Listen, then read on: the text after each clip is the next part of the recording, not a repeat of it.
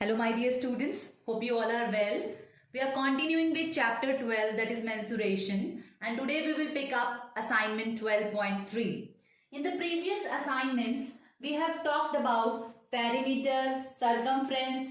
Perimeter से related हमने बात करी थी बेटा. What was perimeter? Perimeter was the distance covered around the figure. जो उसकी boundaries होती थी figures की, उसकी length को हम plus करते थे. That becomes the perimeter of that particular figure. But today our topic is area. What the area is? The measurement of the magnitude of surface occupied by a figure is known as area. What does that mean? Let's take a figure. If I am drawing a triangle over here, so what an area is? Area is basically the surface enclosed by the boundaries of the figure. Parameter में क्या था बेटा, जो भी हमें boundaries दी हैं उनकी length का हम सम कर देते थे तो हमारा क्या बन जाता था, parameter. But in area we have to find out the surface, the inner surface that is enclosed by the boundaries of a figure. अगर हम ट्रायंगल का एरिया देखें तो जितना उसकी बाउंड्रीज के थ्रू जो सरफेस इंक्लोज किया जा रहा है, that is called area. So basically this surface is called the area of triangle. And in case of circle, अगर हमें सर्कल का एरिया फाइंड आउट करना है तो उसके अंदर जितना भी सरफेस है उसका हमने डायमेंशन फाइंड आउट करनी है, वो कितना एरिया है, that is what we have to find out. Okay, so there are certain formulas जिनकी हेल्प से हम फाइंड आउट करते हैं बेटा area. Okay, so area of rectangle, उसका फॉर्मूला क्या है हमारे पास, लेंथ इनटू ब्रेड्थ. जो भी हमें उस रेक्टेंगल की लेंथ दी हुई है और ब्रेड्थ दी हुई है उसकी हेल्प से हम क्या फाइंड आउट करेंगे, उसका एरिया. सपोज यहाँ पर हमें एक rectangle, I am drawing over here a rectangle. अब ये रेक्टेंगल है, इसका हमने एरिया फाइंड आउट करना है तो इसकी लेंथ की जो डायमेंशन दी होगी उसमें हम मल्टीप्लाई कर देंगे उसकी ब्रेड्थ की डायमेंशन. जितनी भी लेंथ उसकी दे रखी होगी ब्रेड्थ की, that we will multiply in length. And now the most important part is कि जो एरिया होता है that is in square unit. Square unit कैसे, देखो लेंथ होगी हमारी सपोज करो 5 सेंटीमीटर और ब्रेड्थ होगी 2 सेंटीमीटर, तो एरिया क्या बनेगा 5 into 2 that is 10 and centimetre into centimetre is centimetre square. So area is always in unit square. Square unit में होता है हमारा area. Okay, so the area of square, square का क्या एरिया होता है, स्क्वायर की डायमेंशन आपको पता है, that is side. So the area of a square is side into side. In another way we can say side square. Okay. So the area of triangle is half into base into height. Half into base. जो triangle का आपने base लिया है वो और उसकी corresponding height जो होगी that will be included in the formula. So half into base into height. And जो भी उस base और height का unit होगा उसका स्क्वायर आ जाएगा हमारे पास. Okay, so the area of parallelogram is base into corresponding height. जो आपने बेस लिया है पैरेललोग्राम का उसकी कॉरेस्पॉन्डिंग हाइट, उसी बेस पर जो पैरेललोग्राम की हाइट है that we will take in the formula. Okay, so that also comes in square unit. And the area of circle is pi r square. you know the value of pi.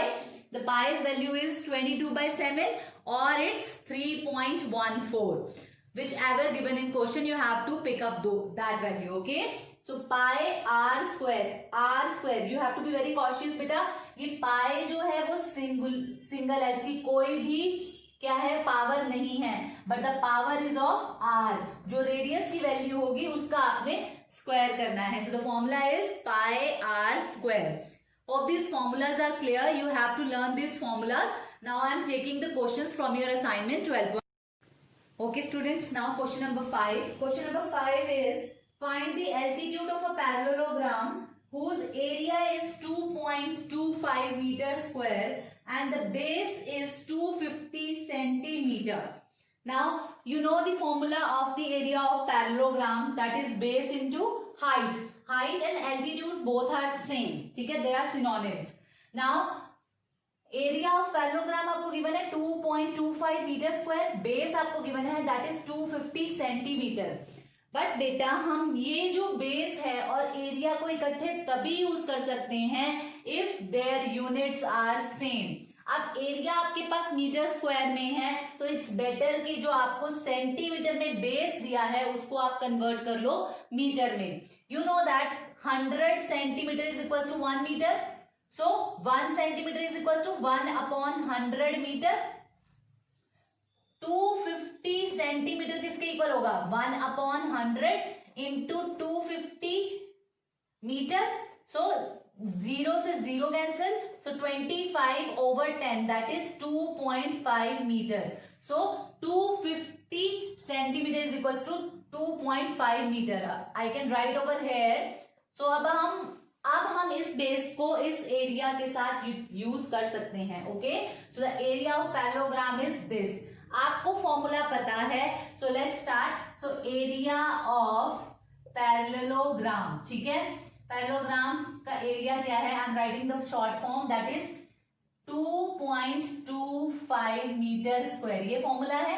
And हमें formula पता है, that is base into altitude और height. You can write both, altitude and that is 2.25 metre square. Base आपको given है, हमने अभी metre में convert किया है, that is 2.5 metre and it is altitude and that is 2.25 metre square. अब हमने एल्टीट्यूड ही फाइंड आउट करना है, so we will keep altitude here. और जो 2.5 है बेटा यहाँ पर मल्टीप्लाई हो रहा है, इधर जाके क्या होगा? Divide. So let's do it.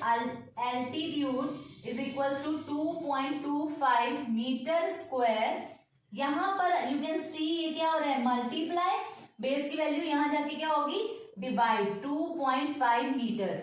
अब 1 मीटर से 1 मीटर कैंसिल हो गया, so we are just left with the metre in the numerator. इसको सॉल्व करना है, 2.25 ओवर 2.5। नाउ डेसिमल रिमूव करेंगे, ऊपर से रिमूव होगा तो नीचे 100 मल्टीप्लाई होगा एंड यहां पर रिमूव करेंगे तो ऊपर 10 से मल्टीप्लाई होगा। Okay, now solve it. 0 से 0 कैंसिल, 5 से कट करते हैं, 5 5 जा 25, 5 4 जा 20, 5 5 जा 25. Now again 5 1 जा 5, 5 9 जा 45. Here we have a meter. Okay, so it is 9/10 meter. So that is 0.9 meter. 10 है नीचे, 1 0 है तो 1 डेसिमल के बाद क्या, 1 डिजिट के बाद क्या होगा? डेसिमल प्लेस करेंगे. So its value is 0.9 meter. Therefore, the altitude is 0.9 meter. Hope this is clear बेटा. क्या गिवन था आपको? पैरेललोग्राम में आपको पैरेललोग्राम का एरिया गिवन था एंड बेस भी गिवन था। तो हमें फॉर्मूला पता था, that is base into altitude. उसकी हेल्प से हमने ये फॉर्मूला, जो हमने एल्टीट्यूड है वो फाइंड आउट किया है। बट जो आपने चीज यहाँ ध्यान रखनी है वो ये रखना है बेटा, दैट एरिया जो आपको गिवन है और जो आपको उसका एक कंपोनेंट गिवन है दैट इज बेस, उन दोनों के यूनिट क्या होने चाहिए? सेम होने चाहिए। यहाँ पर बेस का जो यूनिट था दैट वाज सेंटीमीटर, तो हमने उसको कन्वर्ट किया मीटर में। Then we have applied the formula, और उसमें फॉर्मूला में से हमें बेस पता था, एल्टीट्यूड नहीं पता था, तो हमने एल्टीट्यूड की वैल्यू फाइंड आउट कर ली। Okay Okay students, I am taking MCQ1 now. इस क्वेश्चन में you have a figure and you have to find out the area of the crossroad. Suppose it's a rectangular park और उसमें जो है 2 crossroads हैं जिनका आपने एरिया फाइंड आउट करना है। Okay, so you can see जो crossroad हैं they are in the form of rectangle. You can see rectangle 1 is this. Okay, I am naming it. It is rectangle 1 and it is rectangle 2. Alright. So हमने जो cross road का area बेटा find out करना है, in this case अगर हम rectangle 1 का area find out कर लें और रेक्टेंगल 2 का एरिया फाइंड आउट कर लें और उन दोनों एरियाज को हम ऐड कर दें, we will get the area of cross road.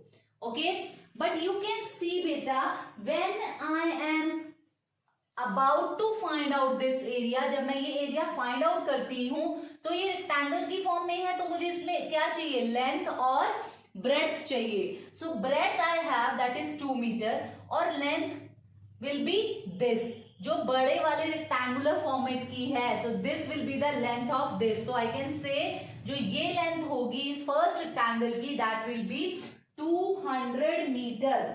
Okay, so इसकी लेंथ कितनी है? दैट इज 200 मीटर, ये पूरी की पूरी. ऑलराइट, और ब्रेड्थ हमें पता है दैट इज 2 मीटर, तो एरिया हम इजिली फाइंड आउट कर लेंगे.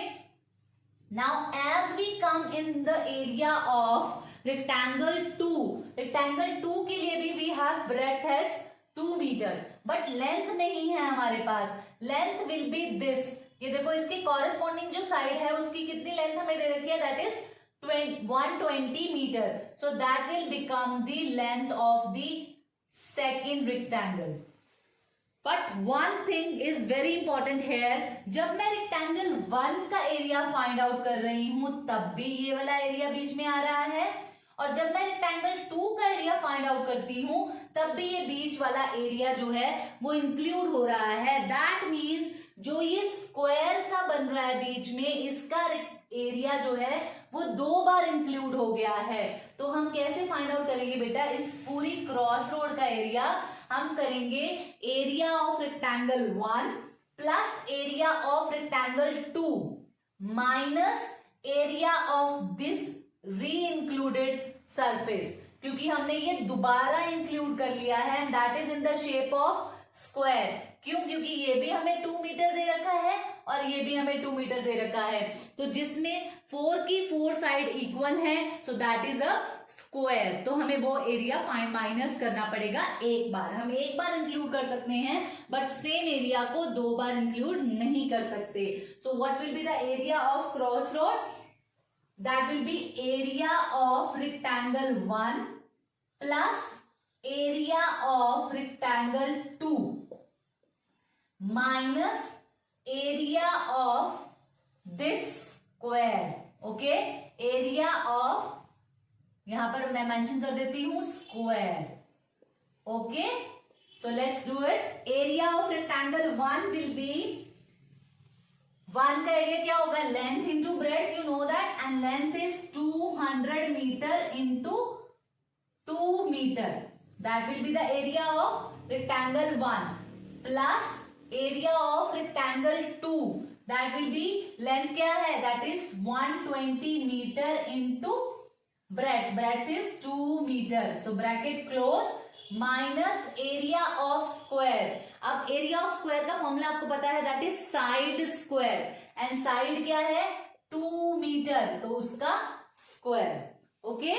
So 200 into 2, that will be 400 meter into meter will be meter square plus 120 into 2, that is 240 meter into meter is meter square minus 2 का square 4, meter का square meter square.